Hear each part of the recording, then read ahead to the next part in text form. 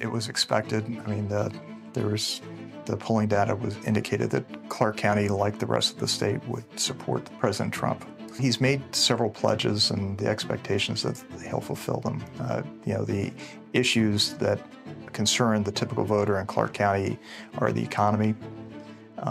It also deals with crime, security, and then concerns about immigration.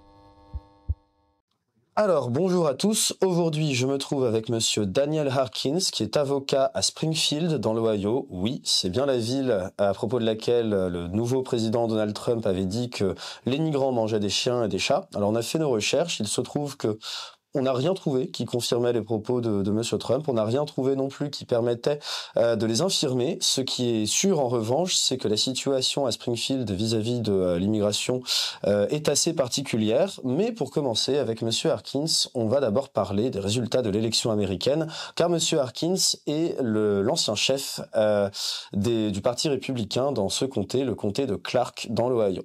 So, without further ado, Mr. Harkins, thank you for receiving us. The first thing I want to talk about is, of course, the results of the presidential election, which was 2 days ago. So you're the former chairman of the Republican Party in Clark County. As a Republican, how do you feel about this news? It was expected. I mean, the polling data indicated that Clark County, like the rest of the state, would support President Trump. But how do you feel about the fact that he's been elected, you know? Fine.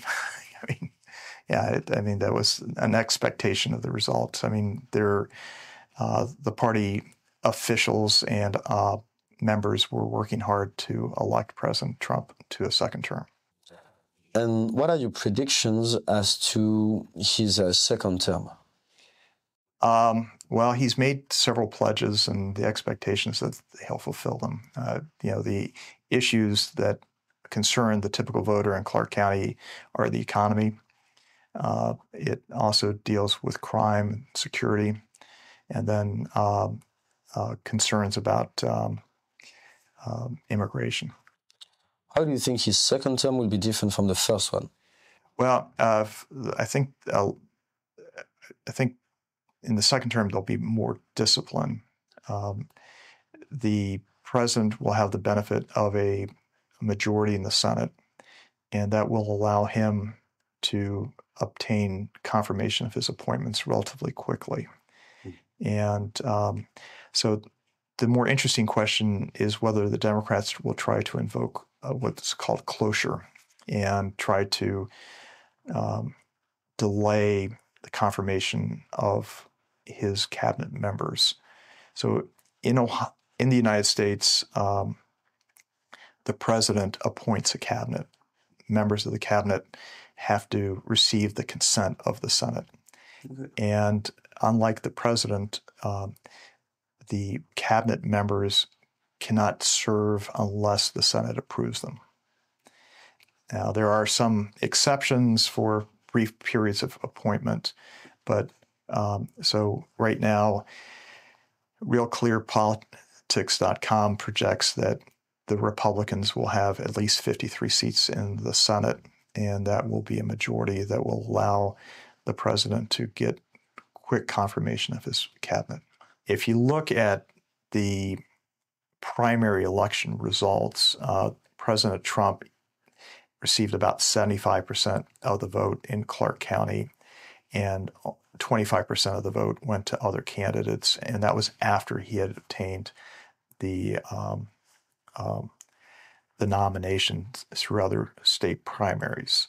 Mm-hmm. So, but I think what happened... We're talking about 2016. No, I'm talking about 2024. He had to go through primaries. Yeah, there were primaries for Donald Trump became the nominee because he went through primaries, unlike Vice President Harris, who did not participate in any primaries. And Donald Trump was challenged in various primaries by Ron DeSantis, Nikki Haley, and others. And Donald Trump prevailed and secured delegates. And then even after he secured the nomination, there were still Republicans in the primaries that were still voting for someone other than Donald Trump. Okay. So, but the party coalesced with Donald Trump in the general election. But in the primary cycle, about 25% of registered Republicans did not support him in the primary. Mm.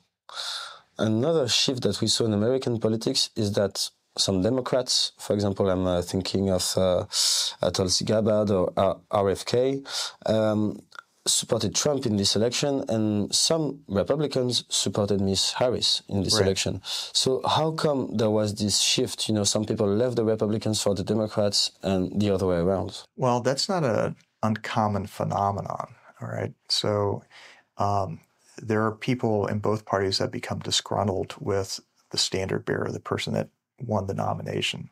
And it's pretty common. The other phenomenon that we have is that although we're a two-party system, we allow third parties to participate. And so, and third parties can be known as spoilers, where, you know, you had Ross Perot, John Anderson, who ran and took votes away from the Republican standard bearers in prior elections and enabled the Democrat candidates to win. So the splitting of the base is not unique to 2024. It's something that has happened in the past. Where politics is a cycle that repeats itself, and so you're not. What you saw in 24 is not unique to cycles that have occurred in prior elections. Would you say that the splitting of votes like that is usually beneficial to the Democratic parties, to the Democratic Party? Yeah? No, it just depends on who's an instigator. I mean, you know, for example, Rush Limbaugh, who was a very popular Republican broadcaster, had his concept of Project Chaos, where he encouraged Republican voters not to participate in the Republican primary in 2008, but to cross the line and participate in the Democrat primary. So if you go to the individual who was removed as the Clark County Republican chairman in 2023 and who then filed a complaint against the current officers, she actually participated in Project Chaos. And so she has voted in a Democrat primary, and even though she claims to be a 100% Republican. So, you know, when you look at our primaries, every state has different rules. And so in Ohio, we allow people to declare their party affiliation on the day of the election or the day that they ask for a ballot. Some states have closed primaries, which means that you have to register with a party prior to the election. But in Ohio, you can have people shift and change, you know, depending upon their interests. So it's not uncommon for an individual to, what we say, flip from one party to another. And would you say that Trump's victory was the victory of a coalition that was larger than the Republican Party with independents and? If you look carefully at Republican or total registration, one of the challenges that both national parties have had is a decline in total registration. And part of that is a frustration by voters about what do the parties stand for. And so it's not the vast majority of voters in the United States are unaffiliated. They don't identify themselves with either party. What the parties try to do is to get their base out. Those are the people who are individuals who have voted consistently in one primary or the other. And then they look at other data. So if a voter had in the past voted in a party primary, then they're targeted. If they live in certain areas based on demographics, then they're also targeted. And then there's also door-to-door canvassing, where people are asked by volunteers to vote. So the vast majority of voters in Ohio and in the United States are not affiliated with a party. And so what's remarkable about this election is that that Donald Trump won with more than 5 million votes as of today. There are ballots that haven't been counted, and so that margin might change, but it's a 5 million vote margin in favor of Donald Trump. So Donald Trump won the popular vote, and then he also won the electoral vote.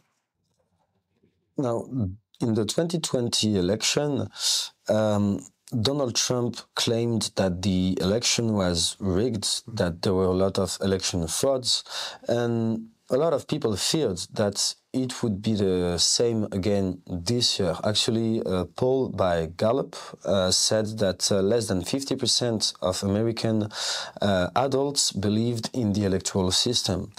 The election happened in one night. He's been elected. There is no denying that. And yet some places reported, there's been rumors of election frauds in some places. All right. What do you think about that? And how do you think that the electoral process in the US should be changed in order to restore confidence in it?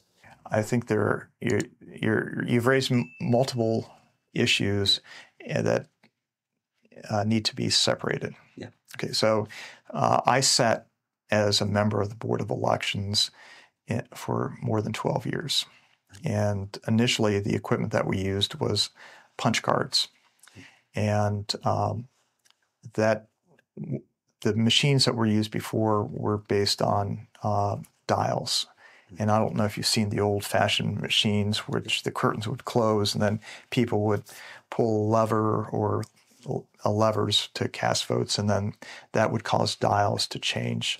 And one of the challenges of those machines is that they became worn, and people didn't like the fact they didn't have a paper trail to audit.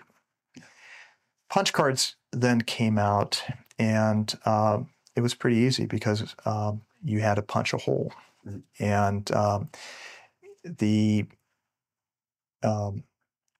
and then over time, that has been replaced with what's called optical scan, where people get a piece of paper and, like a test, they fill in ovals, and those are scanned. Other jurisdictions have electronic voting machines where the touchscreen. The problem with the touchscreens is that they can fail over time because if you don't have a rotation of the ballot positioning, people are pushing in the same areas, and then the screen can become inactive or fail. So in terms of, as an elections official, I can tell you that in Clark County, Ohio, and in Ohio itself, having participated in recounts in other jurisdictions, that we have a pretty strong system. In Ohio, all our offices are divided equally between Republicans and Democrats. When you go to a polling station, an equal number of Democrats and Republicans are present. When votes are counted, you always have at least two present. When the mail is picked up, you always have two present. And so each party has a presence throughout the process. And in Ohio, we've not had issues. The concern that you've raised has nothing to do with the process of the election. It has to do with the result of the election. And that's a big distinction, okay? The process works. It's when you have a close election that people get very anxious about it and very mad. When you run for office, you're looking for what's called a mandate. And Donald Trump received a decisive mandate earlier this week. And when you have a close election, the winner doesn't have a substantial mandate, kind of squeak by, and the loser then is saying, why did I lose? What should I have done to obtain that extra time or the extra votes? And so probably the best example of that came in the year 2000, Bush v. Gore. And I was part of the recount team down in Florida. And what the Florida process at that time was compared to the Ohio process engendered a lot of argument that there was fraud. It wasn't fraud, it was just done differently. So in Ohio, for example, we rotate the ballot. So if you have two candidates for an office, 50% of the ballots will have one candidate at the top and 50% of the time at the bottom. If you had four candidates, the rotation is everybody is at a different 25% of the time at different locations. Okay. And if you looked at the Ohio presidential ballot, you would have seen multiple candidates. So the rotation of the ballot is pretty extensive. And the ballot is rotated by precinct. Okay. And that's to cause voters to vote based on name. When you went to the 2000 election in Florida, a couple things are distinguishable from Ohio. In Ohio, where we require a bipartisan team to be present for everything, in Florida, that wasn't required. So they had a canvassing board, and then they also had what was called the supervisor of elections. In Florida at the time, they did not rotate the ballot. So when you went down to Florida for the 2000 election, you would have seen Gore vote for number blank, and for Bush, vote for number blank. And the number on the punch card was as large, if not larger, than the name of the candidate. People were pushing the number. So the first controversy that you had was in Palm Beach County, where because of the number of presidential candidates, Palm Beach, having a lot of elderly people, did what was called the butterfly ballot. So they had all the candidates on one column. Okay. So what happened was that Buchanan, who was a third-party candidate at the time, his number was different than it was for the rest of the state. Bush the same, Gore the same. And so if you took a statewide yard sign and used it, it appeared that in Palm Beach County that you were actually, if you wanted to vote for Gore, you were actually punching the number for Bush in Palm Beach County. Yeah. And so there's big controversy, and that was awful, right? A couple things. So the canvassing board was not all Democrats. The supervisor election, a Democrat. So the butterfly ballot wasn't created by Republicans to try to manipulate it. It was the Democrats trying to provide a convenience to voters. But when you have a very close election, every vote counts. They said, well, dimpling the Chad. Well, Chads can't be dimpled. I took down a voting machine with obsolete cardstock and challenged people down in Florida to do that, and they couldn't do it. So a lot of the media created these issues about election integrity. And after the 2000 election, we had federal legislation called HAVA, which then provided funding to the states and the local jurisdictions to change their equipment. And at that time, Clark County went from a punch card system to an optical scan system. So when we have a close election, we can then pull out the pieces of paper and sort them by hand and count them. The punch card reader and the optical scan reader are very precise and very accurate. And how do you think you can restore the faith of the American people in the election process? Well, there are a couple things. First of all, people need to participate. And even in this week's election, a significant number of adults were either not registered or didn't vote. And so to get people to agree that there is a mandate, they need to participate in the system. And so that participation by the individual but adults. Maybe they do not participate because they do not trust the system, no? I think that's a spurious argument. I don't find that to be convincing. I know several people in Clark County that voted for the first time in this election, and they found it to be relatively simple and now committed to do it. But Americans participate in what's called a democratic republic. We are not a democracy. We're not a parliamentarian form of government. We are unique in that we are a democratically elected republic. And so the first thing, if you want people to participate, is that they need to register to vote, and they need to show up to the polls to do that. And those that don't participate then become very cynical or are skeptical about the outcome. Well, they contributed to the fact that they don't participate. The other thing is that most polling offices require a lot of individuals to participate as poll workers. And so if you're skeptical about that process, then get involved, participate in it. You can be an observer for a party at a polling station. There are so many opportunities for individuals to observe and to confirm the process.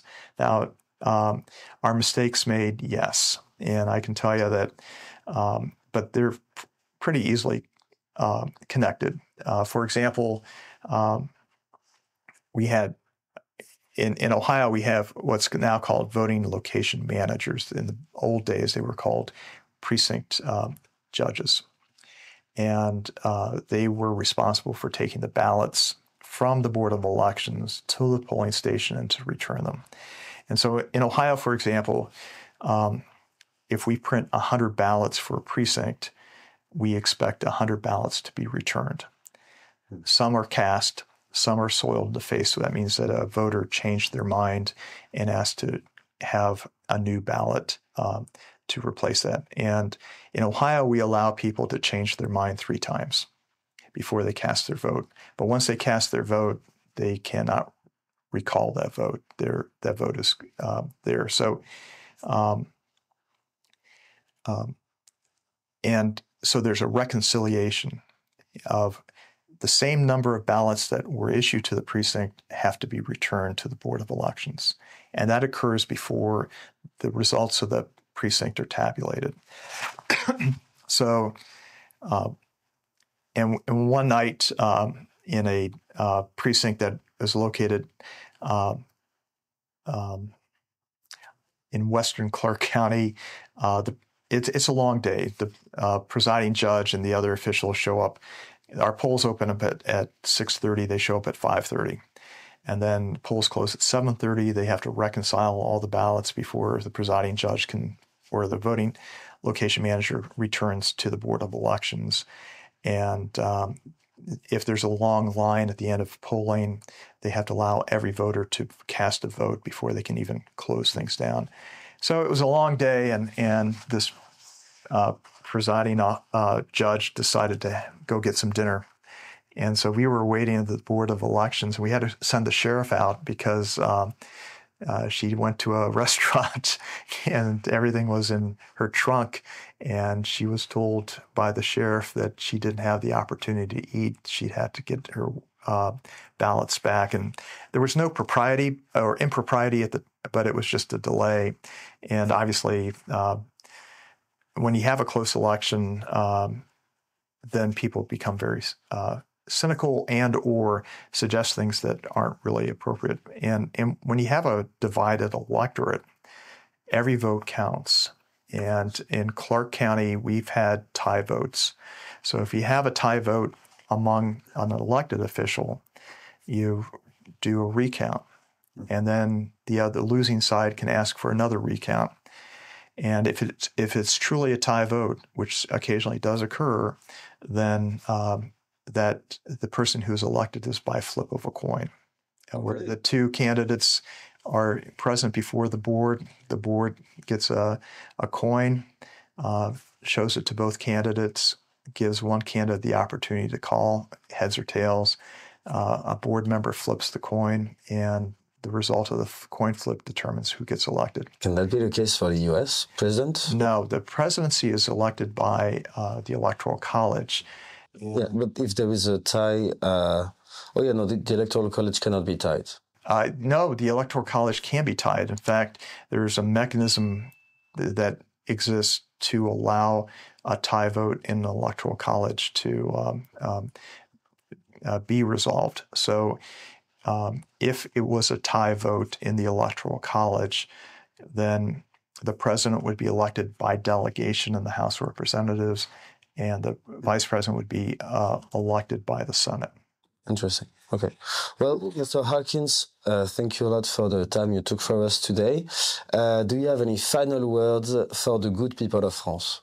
Vive la France, right? And long live the United States of America.